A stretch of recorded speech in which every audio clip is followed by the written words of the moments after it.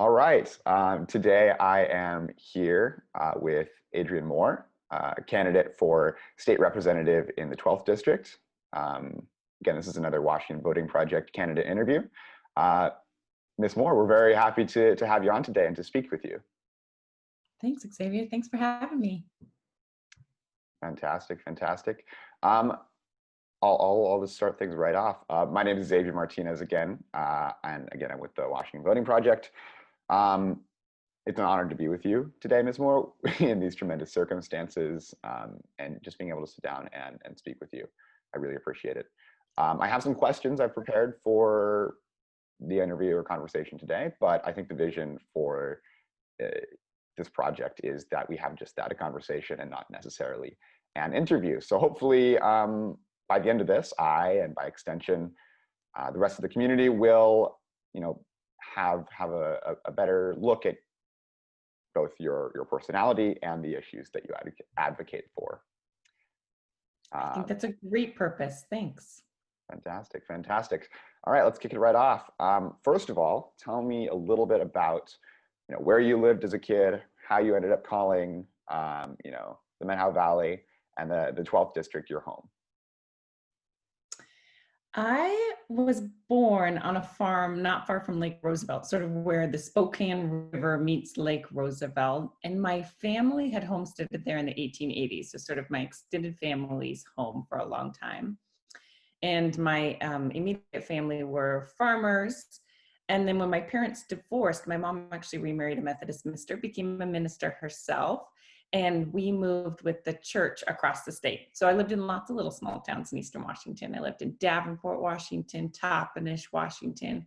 I lived in Tacoma for a little while, Bainbridge, and then I went to college at Western Washington University. And my parents were ministers do not make a lot of money. And we definitely lived paycheck to paycheck. We didn't own a home. There were 5 of us kids. So I was paying my own way through college, and I became a mom. I became pregnant my freshman year of college and had the honor of becoming a mom to my older daughter, Maggie. And so I ended up working, even more through college and go to school full time. I worked nights at a domestic violence shelter, and which sounds really altruistic. And it's definitely my passion has always been service, but they had a bed in the back, and I could sleep at nights there when it was calm and everybody was okay. And then I would go to school during the days and take care of my daughter. So it was how we paid the rent, and also how I kind of cut my teeth in the social services world. And then when I moved back to Eastern Washington, I moved to the Manhow Valley, which is just this beautiful, lovely place in North Central Washington, and worked for a long time, for over a dozen years, at a social and health services organization here. So, we led programs for families and youth. I helped build it into what it is today, which is a thriving, critical, beloved nonprofit here in the Manhow Valley, and ended up for years partnering with schools very intensely. I worked in the schools often, at least weekly. We worked inside juvenile detention. We ran girls groups and programs for youth and incarcerated youth. We partnered closely with police and EMS to close dangerous gaps in our rural mental health services to make sure that people could have immediate treatment that wasn't, being jailed for mental health or addiction issues. I worked with healthcare. I work extensively in healthcare to make sure that people have access in rural areas to basic healthcare. We signed up over 1,000 people for health insurance after the Affordable Care Act came out, made sure that more families had access to insurance. And I've had the privilege of, over the years, getting to work on different policy and legislative issues as well. So helped inform policy for healthcare, for in increasing access to healthcare for undocumented folks, for increasing access to youth, for school programming, safety net programming, and youth homelessness. And then after the 2014-15 wildfires, spent a lot of time working on wildfire recovery, really stood up that response with a small group of people, and personally led the disaster case management program, which is a very intensive program to make sure that every person has, you know, access to the resources that they needed to recover. We brought in millions of dollars, changed policy and legislation at the state level. It was a really successful recovery effort, but it was all hands on deck. It took a lot of work. So that's a little bit about my background, how I ended up back here in the Metro Valley and what I've done since. Fantastic, fantastic. I saw on some of your campaign materials, you went back to college to get your master's at University of Washington, right? Yeah. And I was wondering what was the reason for that? What inspired that? And what have you taken away from that experience as well? It was actually after the fires. I had been in social services for many years and in public administration for many years, and knew that I wanted to serve my community to the best of my abilities. And I just had some gaps in my knowledge and really wanted to deepen my abilities. So yeah, as a mom of two, I went back to college. I commuted over once a month for long weeks or weekends, sometimes taking my kids with me to the grandparents, sometimes leaving them with my amazing partner. And you know, stayed up at night because I had to work full time, of course. And it was an incredible experience. It really was. So graduated from the Evans School of Public Administration at the University of Washington, and have used every minute of that to better, you know, serve my community. And currently I oversee a team of folks providing a healthcare quality improvement project across Washington State. It's a huge initiative, working with 40 healthcare agencies, big ones like Seattle-King County Public Health, small ones like Chehalis Tribal Health Centers, a number of ones here in the Metro Valley, in the 12th district, so family health centers, and soon we'll be partnering with Confluence Health Care to increase access. So that you know, that degree was hard earned and also really has served hopefully more than just me. Of course, it certainly sounds like it. And, you know, again, congratulations on all those accomplishments. Fantastic. So I'm curious, you know, you say expanding access to, you know, medical, you know, health insurance, stuff like that. What, can you give me a couple of concrete things with that you're doing? So maybe some goals you're hoping to accomplish, some policy you've advocated for or passed. I'm sure, you know, I'm very curious about the nitty gritty with that a little bit. Sure. I mean, I'm sure you and everybody else knows that our healthcare system is incredible. You know, we have world-class healthcare, and not everybody can access it for a number of reasons, mostly because they can't afford it. So our healthcare system is really inaccessible for a lot of people. So the work that I did for a long time was trying to close that gap, trying to make sure that everybody had access to health insurance. So we became what were called health insurance navigators, which is a role that the state kind of handed out after the Affordable Care Act. And really what it did is help us understand what insurance options our community members had and then enroll them in the right ones. We also worked really closely with Medicare, which is a super complicated system. And so when people, you know, about half of our clients were actually seniors, were over the age of 60, 65. And then they would walk in the door and need help deciphering Medicare bills because they're so convoluted. So we became experts in that too. And then right now, the program that actually, I'm going to back up one more time. When I worked with healthcare centers and my nonprofit work here in Okanagan County, it was really increasing access and decreasing what I would think of as dangerous gaps. So one of the most dangerous gaps is in mental health care and addiction services in rural areas. And it's true across the nation, but it's especially true here in Washington, because Medicaid reimbursement rates have not improved in 10 years. They have not been increased.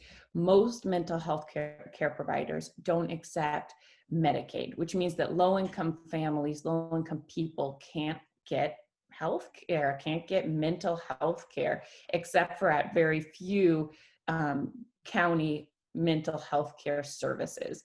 And they're often overbooked. It's hard to access. You know, for us, it's an hour's drive away just to get to the building.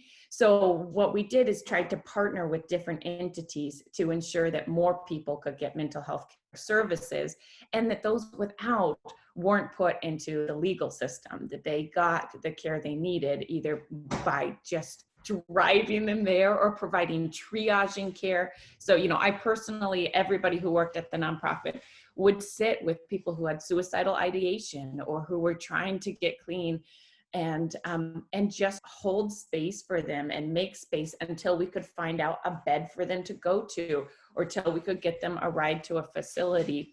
And that usually just meant call after call after call. So both very direct services, but then also advocacy at a county and state level to get better services, to get more funding for mental health care, to get more funding for addiction and treatment services, which means more beds, because often that's the thing that are hardest to come by. And then right now, when we're working with healthcare agencies, what our team does is remove barriers to care. So we work really closely with a healthcare agency and say, when a patient walks in your door, what are the barriers? Everything from how the front desk helps you sort through your options. Do you have insurance? Okay, if not, there are programs to help. Let's make sure you know about every program that might be able to help. And the goal is to make sure that no one gets told no because they don't have a way to pay, or that they don't know what services are available to them. So we've both done, I've both done policy and state level work, direct services, lots of direct services, and then partnering with the agencies themselves to help remove barriers. Does that help? Of course, yes. That was very descriptive, definitely helpful in my understanding of that. Thank you very much. Sure. Yeah, so talking a little bit about how those experiences shape your vision of representing the district if elected. Is there a big pull in those directions, like in maintaining wildfire and land use, making sure that that's wise, and ensuring access to healthcare is increased and stuff like that? Are those top of mind issues when it comes to your campaign and your potential legislation? They're all linked too. I think people often think about these things as like either ors, and there are no either ors right now. If we don't address fire, we will not have a thriving economy. People will not be able to pay the bills. They won't be able to access healthcare because our jobs will fade away. And they won't be able to, send their kids to school because our schools are perpetually closed in the face of one crisis or another, right? My own kids were set to go to a 2-day in-person school 3 weeks ago. We were one of the few school districts that were open just 2 days a week, but it was so exciting. My 8-year-old had not gone to school in 6 months. He was up and ready. Right. And of course we were closed because of smoke, because with COVID, you have to keep the windows all open. And with smoke, you have to keep the windows closed. All closed, right. So these crises are just building on each other, and they're making it hard for working people and families to just get by. It was already hard to get by in rural areas like this. It has been growing increasingly so. And it is, estimated, it is projected that it will be harder for our children to come back to a rural area like this and just make it, because of growing income inequality, because of the risks of climate and how they're going to affect rural areas like this, because jobs are dwindling in rural areas, because schools don't have enough funding to actually provide services for all of our students.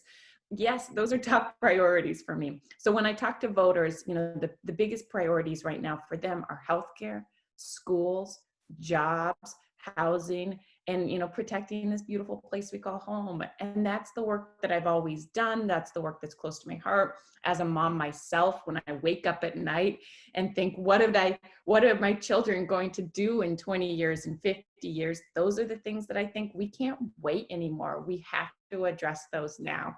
And I don't mean that in a dramatic way. It's just a fact.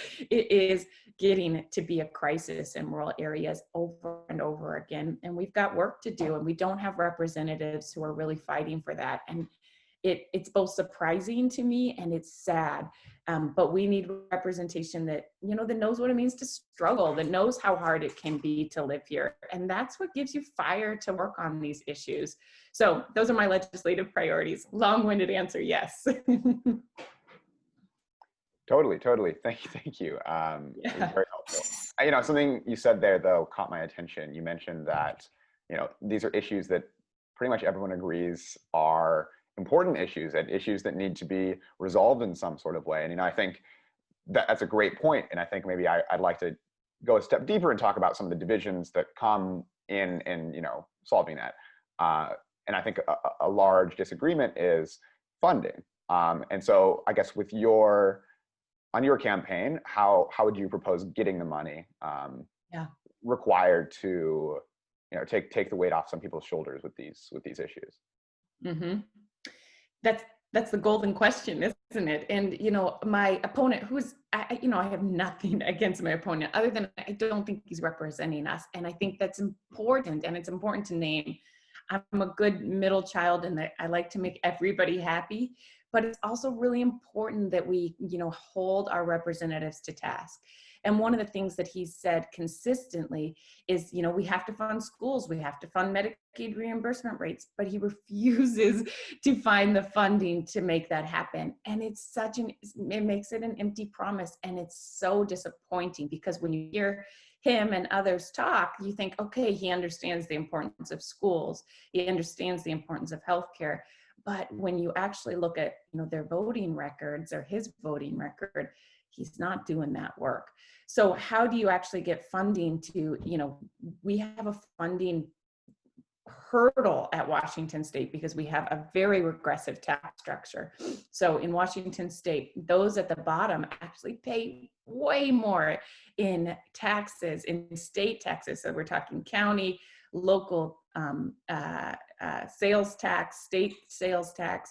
So the estimate is those, at low income, middle income folks pay 15 to 17% of their income in taxes, while those at the top in Washington State pay 1 to 3% in local and state taxes. And that just sets us up for failure. It makes it hard to be a working person. And it means we'll never have enough money to really fund our school systems, to really fund healthcare. And we have the will to do that in Washington State. That's what we want across the aisle. We want to be able to fund healthcare and schools and the basic services our youth and, our families and people need. And the only way that we do that is increase revenue sources. So there are ways to do that. Washington State, it is unconstitutional. It's been unconstitutional. It's been ruled many times that we cannot do an income tax. So, people often ask me, would you push for an income tax? It's kind of off the table, there's legal precedent that says we won't have one. And I'll tell you what, people don't want one. Whether or not it would benefit them, Washington State people have voted against it. So we have to think about how we can leverage taxes on the billion-dollar corporations that we have in Washington State. I remember going to a conference with Bill Gates not that long ago, or a couple years ago, and he said, I should pay more in Washington State taxes. I don't, because we don't have a system in which I'm being asked to do that, but I would like to fund schools. That's something that I should do. And it's true, I think that we can, right now we have major write-offs for billion-dollar corporations, for billionaires in Washington State. And instead we could, give that funding to the little person. We could give that funding to our small businesses. We could provide incentives and startup costs for small businesses instead of funding billion-dollar corporations. And there's other ways that we can leverage tax on, on the folks who are right now earning more money, drastically more money in the face of COVID, while the rest of us are seeing our incomes and spending power reduced. So it's, there's lots of ways to cut that pie to make that cookie crumble. And we could talk about the specifics, but really that's what we have to do. We have to increase our revenue sources on those who are making it big in the middle of COVID, and ensure that, the economy across Washington State doesn't go under. And I would say that people across the board, rich and poor, all need the economy to work. Like there is no rich people without people to buy the things that they produce. So it's a service that it's a function that serves all of us to make sure that our economy recovers. Totally. I think I generally agree with that. I think both sides of the aisle, everyone needs the economy working. And I actually am a bit curious about some of the specific things that you would advocate for in terms of increasing the revenue streams, like you were talking about. I'm sure, like I said, that's a top of mind issue for voters, and I'm sure it is for yourself as well. So I think it does it justice to speak about it for a few minutes here. Sure. I'll give two examples. One is, as I just sort of referenced, we give incredible tax incentives to companies like Amazon and Microsoft, which is great. We want them to be here. By and large, most people want them to be here in Washington State. We have incredible, we have made incredible gains as a state because of the jobs and the resources that they bring to our state. And the original tax incentives that we gave them to be here are good things. They really are. And I would even support some of the most recent tax incentives. So, we have new server farms in Quincy's that are bringing in good jobs for working people in North Central Washington, jobs we did not have, jobs that actually pay the bill. And those were the product of a tax incentive. At the same time, we don't need to continue to incentivize them to stay in Seattle. They're there, and when we continue to just allow them to have incredible tax write-offs, we kind of strip all of us, we starve all of our systems. So I'm all for incentivizing new business. I'm all for making sure that this is a business-friendly state, which we are. We're at the top of the nation for businesses. And right now, the way we pull in revenue for businesses means that we tax the little guys a lot. My partner owns a small business. I'll tell you, B&O taxes are regressive. They are hard to pay for small businesses, especially right now. As you know, he may have made quite a bit last year, but he's not making it this year, and yet he has to pay those taxes regardless. And we need to also make sure that after we incentivize that startup, we pass that revenue on to the next person so we can incentivize the next person, and we recoup costs so that we can pay for schools and healthcare and all those other things.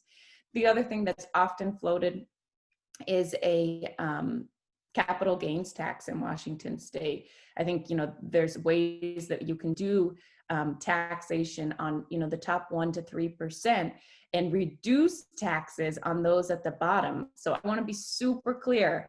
I do not think we need to tax poor, working class, middle class, even middle income earners anymore, but we do have to tax those top 1% to 3%. So capital gains tax is one way that often gets floated. I think that it would be successful here in Washington State, and it would reduce taxes on the rest of us. Fantastic. It's great to hear about some of the specific things you might advocate for. I'd like to pivot for a moment and talk about something that at the end of the summer was a huge issue, and it still is a huge issue and always will remain a huge issue in Central Washington, and that's, fires. You have a ton of experience in terms of working in the aftermath of these giant natural disasters, working with the policy surrounding them. And I'm curious, in my experience, not a ton of people in the area know anything about, land management policy, forestry policy. I was wondering if you have any kind of insight on that. First of all, what are some, land management practices, land management policies, forestry policies that you advocate for and that you believe would help to reduce, the effect and the burden that wildfires do have on the region?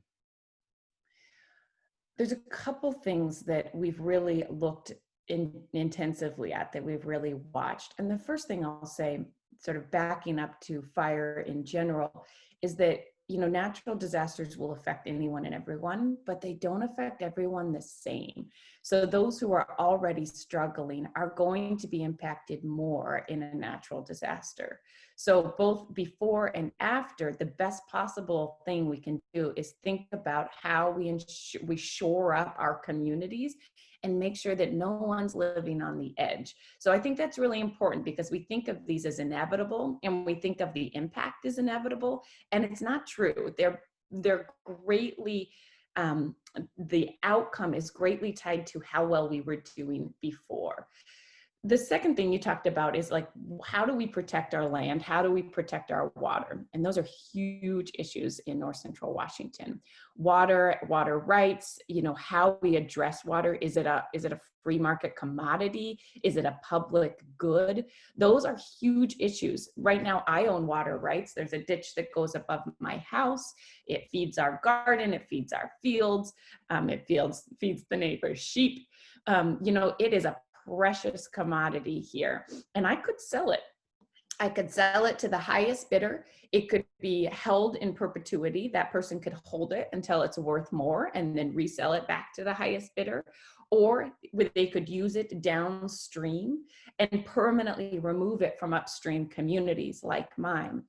So these are big deals. I, as a landowner, I feel like my water is precious. I also feel like it's mine. And I know that it's a public good that serves my community in a much bigger way than my personal choices might dictate, if that makes sense. So we have some big work to do in Washington State and in areas like ours to really address how we're going to preserve the water resources we do have, make sure that they're used for things that actually improve the community. Agriculture is a big one. Fire prevention, making sure that we have green lands is a big one. And making sure that we have enough water for future use. And that, you know, it seems really silly to think about that, but the reason many people live in North Central Washington is because it's beautiful and we can go swimming and there's free flowing rivers out our door and lakes for our children to swim and fish in. Those are big deals, and those are not something that the market supports, right? When we just say that water is a market commodity, we don't protect fishing, we don't protect swimming, we certainly don't protect free-flowing rivers. And that's the kind of thing that we're gonna have to make a decision about as a community. Are those worth protecting? And if so, we probably need to put some money behind those values. The other thing that we have in North Central Washington is, you know, low carbon emission energy production, and that's based on our water. Our dams are, you know, some of the lowest carbon emission energy production resources in the world. We're leaders in it, and we can't, those, you know, those don't continue unless we have water. So that's just a couple of examples of what we need someone to really lead on, what we need a representative to really lead on for our land and water management. In terms of forest management, I'll say two things about it. You know, it is a consensus in the fire world that we did not manage our forests well for too many years, and it's put us at threat. So the combination of a warming climate and you know, forests that weren't protected, that weren't managed for many years is fueling catastrophic wildfires. And the second side of that is, if we do forest management well, those are good jobs. Those are jobs that support families. We could do small scale timber harvesting. We could do, you know, laminated wood resources that serve the community. Those are jobs that are precious here in North Central Washington. So there's benefit for us to really think about how we invest in our forests in a way that serve working people and families. And ultimately, there will be a response to climate change in Washington State. And we have a representative in office right now who denies the science behind climate change. And he's not going to be the advocate we need, one, to prevent future fires, or two, to ensure that, you know, the response centers our people, our land, and our water, including bringing in new good jobs and industry. So those are a few of the things that I really think about in the world of fire and land and water management.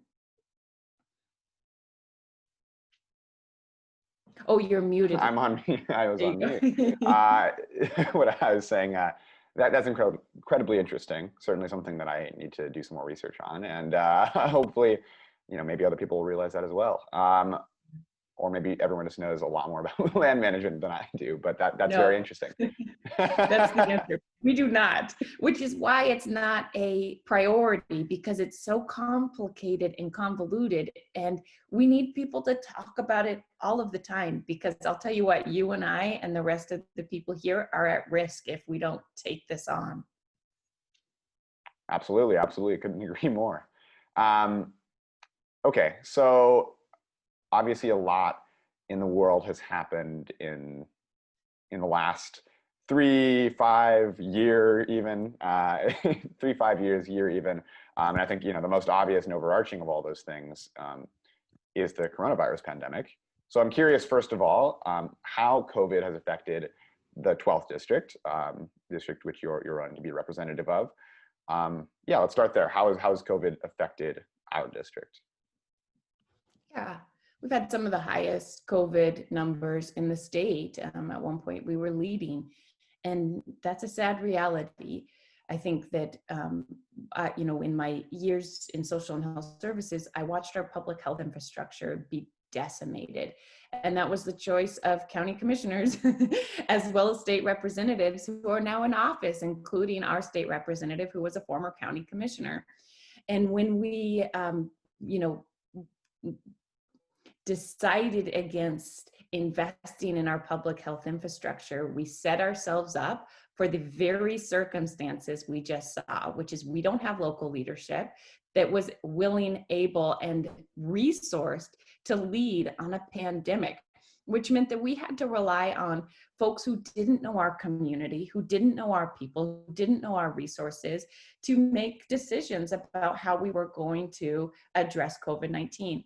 So, unfortunately, this pandemic just exacerbated growing divisions in our community. And I think that's largely because we had a vacuum of leadership here.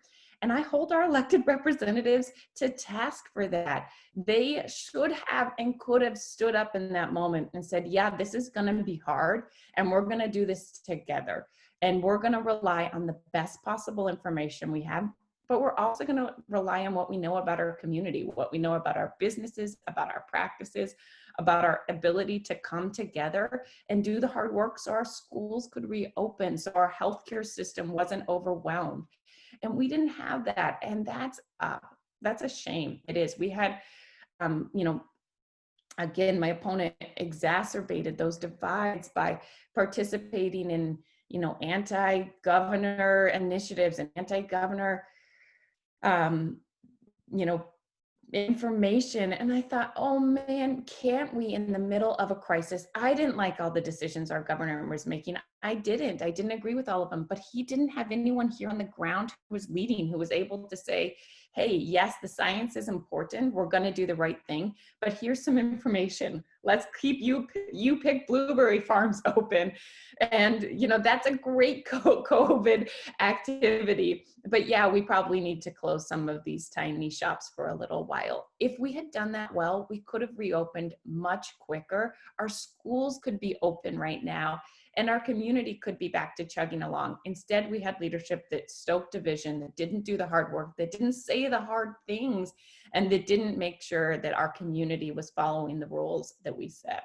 So it's not easy. I feel angry for some of our local businesses. I remember walking into Target and thinking, wait, why can Target sell clothes? That's not an essential business, but our small clothing shops downtown are closed. That didn't make sense to me either. So I can see why people are angry. I can. And it's just not helpful. We just have to do the hard work, and we have to stick together. And I wish that's what our leaders were saying. I wish that's what they had been brave enough to do, is to stand up and say, yeah, this is hard. People are going to suffer, and I'm going to fight for you. I'm going to go to task for you. I'm going to go to the state legislator and try to get as much financial services, as much support, as much help understanding these regulations. I'll be there. I'll be in your businesses. I'll help you understand. And we didn't have that. And I really think that's why we saw our spike in cases. And I think that's why it's taken so long for our communities to recover. I see. That's really interesting in terms of, having some kind of treading the line between, having a shutdown, which I think was opposed by some, and also supporting small businesses, which I think might have been another issue, that had some debate around it. I'm curious though, what were some specific policies or rules or guidances you would have issued had you been in an elected position, or advocated for had you been in an elected position at the beginning of the pandemic? What's something you would have done differently? Sure. I think that, I mean, I'm unequivocal. Yeah, that's a word. I think I said it.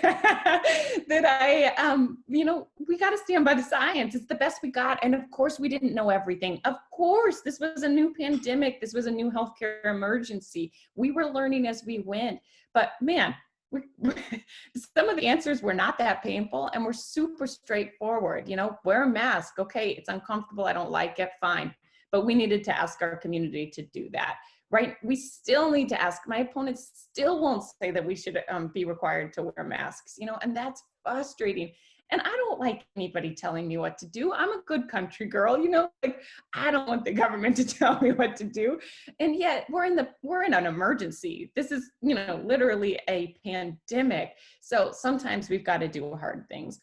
And yes, we had to close down our economy. We had to close down our businesses, but it should have come with the support our communities needed. It should have come with financial support for small businesses, for help understanding regulations. I mean, I remember walking into the local bakery, good people trying to do the right thing, and having read every line of those regulations because I wanted to understand what was being asked of our community. I thought, oh, they might not be complying. And it wasn't because they didn't want to. It was because it was hard to understand and no one was showing up to say, this is what you're being asked to do. Let me help you. I will be here with you. And that's what a public health infrastructure would have done. So I would have immediately worked to fund the public health infrastructure, to stand up the missing pieces, to send people out in the communities and say, I'm here to help. And I would have insisted that we fund small businesses better. And that's hard to do, as you said, because we don't have financial resources at a state level. But that's the sort of thing that we could have fought for, both at a state and a federal level, to do better. The PPE, the grants that came down to small businesses were super helpful and also super convoluted. I know people who just decided not to use them because they didn't understand if they were going to give them back. And they also went to big businesses instead of small businesses. And that's especially true of small businesses of color and small businesses that weren't, that don't have someone who understands the systems and knows how to use them or trusts how to use them. And I would have been right there in those communities saying, hey, this is how you use them. Let me help you get through this. Let me help you figure out how to get this grant and understand where you can't use it. Is that helpful? Very, very, thank you. I see we're almost just about out of time. Let me just ask you a couple more questions if you don't mind, though. Yeah, I have about 1 more minute, just to tell you the truth. I have to go to my paid job too. No worries, no worries. All good. So I think one of the most important questions is, going through that I have is going through your campaign materials, other information about you. It's clear you're passionate about a variety of issues, as you've, again mentioned today. What is the most important going into this election, potentially going into your first term? What's the most important issue? We are entering the biggest economic recession, the biggest economic downturn of our generation. This is going to be an incredibly pivotal time. And we cannot starve our communities. We cannot starve our public infrastructure. This is a time for us as a state to step up and to feed our people, feed our small businesses, feed our communities. And my biggest concern, and I do not mean this as a partisan or political thing, but my biggest concern is that we're going to have a representative who's a small government guy who believes that we should shrink government. And all of the evidence, my undergraduate degree is in economics. I've studied other states after the recession. All of the evidence says that in a recession, we need to show up as a state and feed the economy. And I think my biggest concern is that we're going to have a representative who won't do that because he doesn't believe that's the right thing to do. And that doesn't make him a bad guy, but again, it makes him a bad representative. So I think our biggest next move is to figure out how we feed healthcare, how we fund healthcare. In the middle of a pandemic, people cannot afford to lose healthcare. Right now, part of the budget cuts that are being proposed would be for our elderly people. It would be for home care. And that would mean we would lose beds. People would have to leave their assisted living facilities with no alternative. We're not talking about a step down. We're talking about a step to the streets. And this is not exaggeration. I mean, this is millions of dollars in cuts to people who have nowhere else to go. There's estimated cuts to healthcare, to housing, to schools who already cannot open, who have been underfunded for decades. There is a McCleary decision, a legal decision that says we have to better fund our schools. And yet we're talking about cuts to some of those supplementary services that are going to make it possible for students to thrive in this next couple of years. So I think, to make it short, which I never do, we need to fund our services. We need to fund our government. We need to fund our people. And that would be my absolute first priority, is to make sure people don't lose healthcare in a pandemic, that our schools can reopen after a pandemic, and that our economy grows and thrives, because that's how we grow and thrive.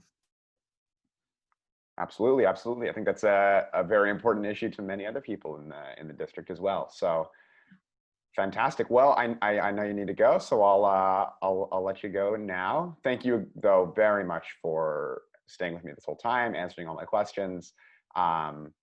We look forward to seeing what happens in this election, and we hope you stay safe. It's my pleasure. Such great questions. Thanks for asking them, and thanks for making the time to do this project. I think the more that we can be informed about who we're voting for, the better our democracy is. So thanks for making the time to make this happen. Of course. Yeah, I completely agree.